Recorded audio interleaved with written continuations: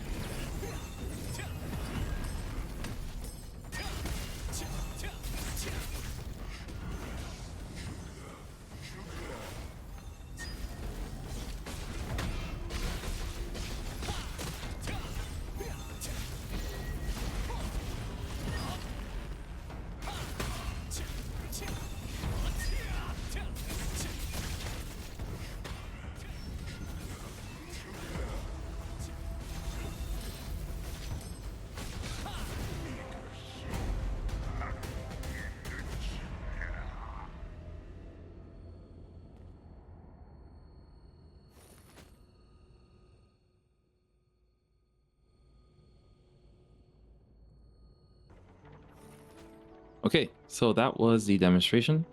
I hope you folks liked it. But let's get into the gear build first. So I'm using my T1 gear. You can see here I don't have all my 60 runes in. I do have level 60 runes. Just for folks wondering why I may look so behind. It's just I just haven't slotted them.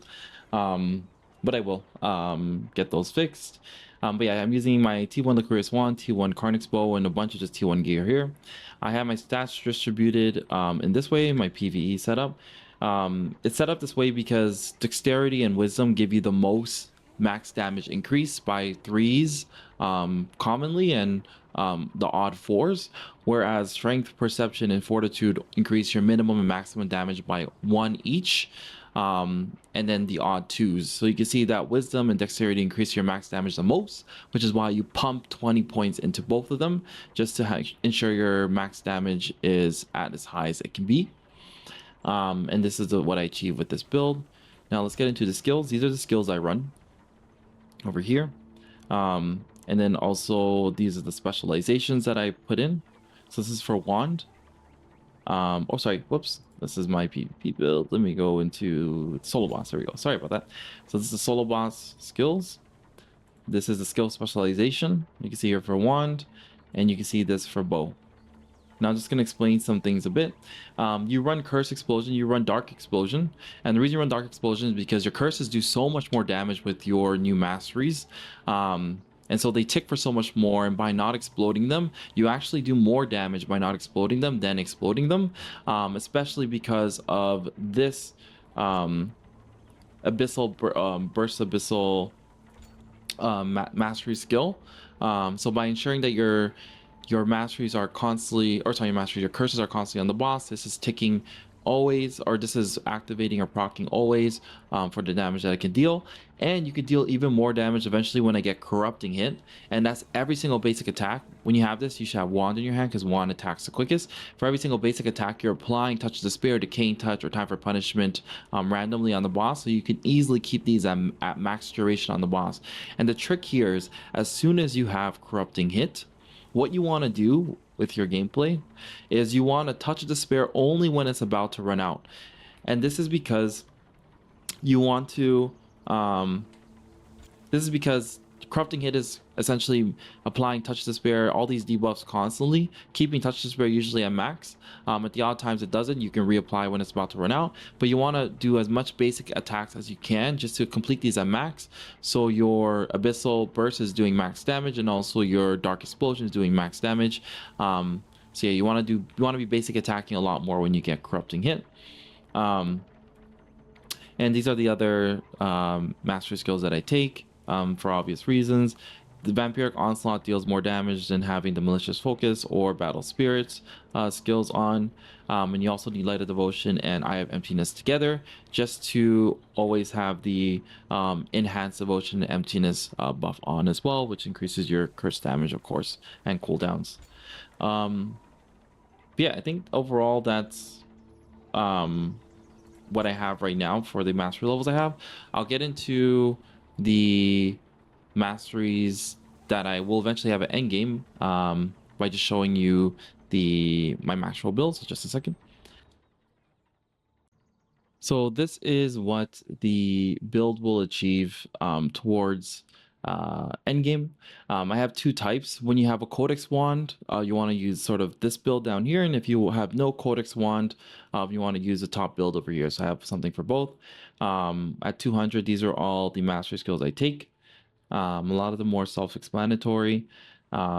These are the mastery skills that I take down here as well. All of these are just intended to increase your damage output for solo bossing. And for bow, this is what I take as well.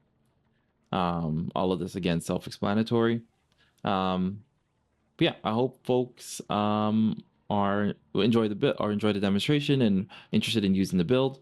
I'll link the Maxwell page and my quest log below. That will have the Maxwell has all the information that you probably want to read up on. It also has like the gear builds that I'm recommending for PvE. If you're interested in creating PvE builds, you don't have to when you get your full PvP gear, but with the new anchor system, there's not really a reason why we can't have PvE gear. You just don't have to trade it if you don't want to, but you might as well just have it anyways, because you can just transfer levels, which is great. But for no field boss version, the accessories probably will have to change, but for now I have this. It achieves really good stats, as you can see below. And then for the field boss version, for solo bossing, I have this. And Chase, again, really good stats below. So I'll link these builds in the description below. But yeah, I hope this video is helpful to folks or was at least interesting. And leave any comments you have below. Also, feel free to join the Healer Discord. We're at about 6,000 members in the Healer Discord, which is really great. It's just a Discord community with a bunch of healers who play Throne of Liberty. And we share really good information and have really good discussions there. So feel free to join. I'll leave a link to that also in the description below. Yeah, thanks folks. And there's more videos to come.